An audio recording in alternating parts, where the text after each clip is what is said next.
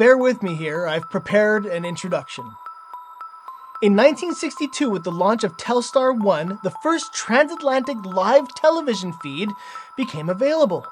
In 1967, on a program called Our World, 14 countries took part in a single live event, a worldwide live event. Some of you may remember this as the time the Beatles sang All You Need Is Love. Before this era, you couldn't watch what was happening live across the ocean, no matter how big the event.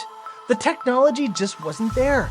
Viewers in Canada had no way of watching a major event in England, for example.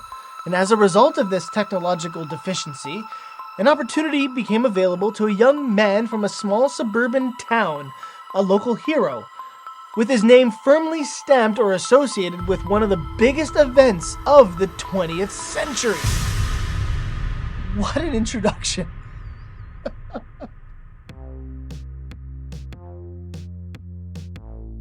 Let's start in 1952. On February 6, 1952, His Majesty the King, King George, the one from A King's Speech, in case you're not really interested in the royals, but you're interested in film, he died. And as a result, and because of royal succession, Princess Elizabeth instantly became the Queen, Queen Elizabeth, though she wasn't officially crowned for another year or so. It took some time, but the coronation was finally planned for June 2nd of the following year, 1953. This was indeed something that would have been anticipated all around the world. Here in Montreal, congratulations and excitement were coming from all corners of the city. From longtime Montreal staple Ruby Foos to Montreal's very young suburb, specifically Pointe-Clair's Lakeside Heights district.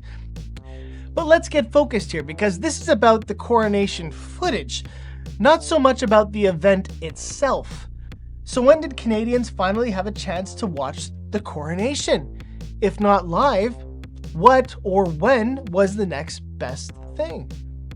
The CBC decided actually not to send their own cameras because in 1953, it was only Montreal and Toronto who had broadcasting and found it a little expensive for just 2 cities. Apart from today, where we have 4. This is why in February of 1953, 3 months before the event took place, a deal was made with the BBC. They were going to produce it and have copies made, and if the Canadians help share in the cost, we get a copy of it. And that's exactly what happened, and they promised to get it to us as soon as possible. Well, that as soon as possible worked like this. The Royal Air Force Canberra jet rushed the films from London to Goose Bay, Labrador in roughly 5 hours, nearly setting a speed record in the process.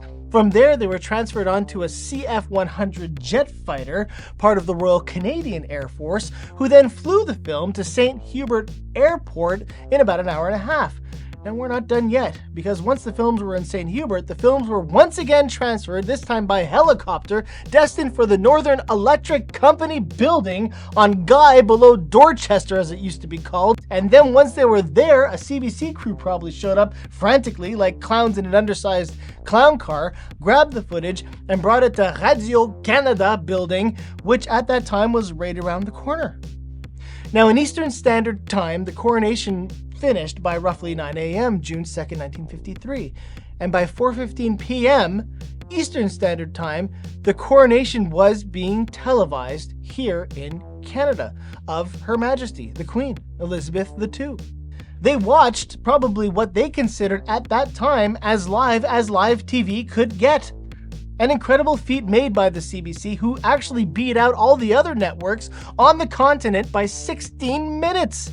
They probably didn't even know it was a race until they won. Then they said, of course it was a race. Now, the story does include one local West Island nugget, believe it or not.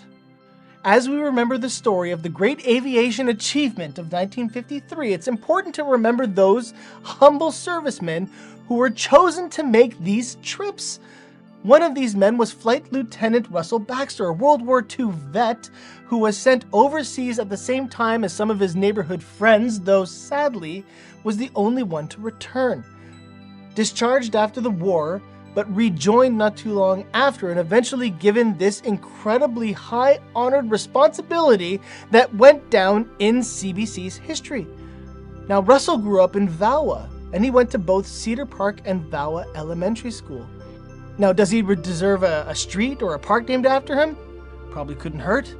But that's not for me to judge and bring into this conversation with this story, but rather the story of how a lack of technology, something we all enjoy today with live streaming and live TV, was able to give our humbled local boy a chance to be a part of CBC, Canadian, and the Commonwealth's history.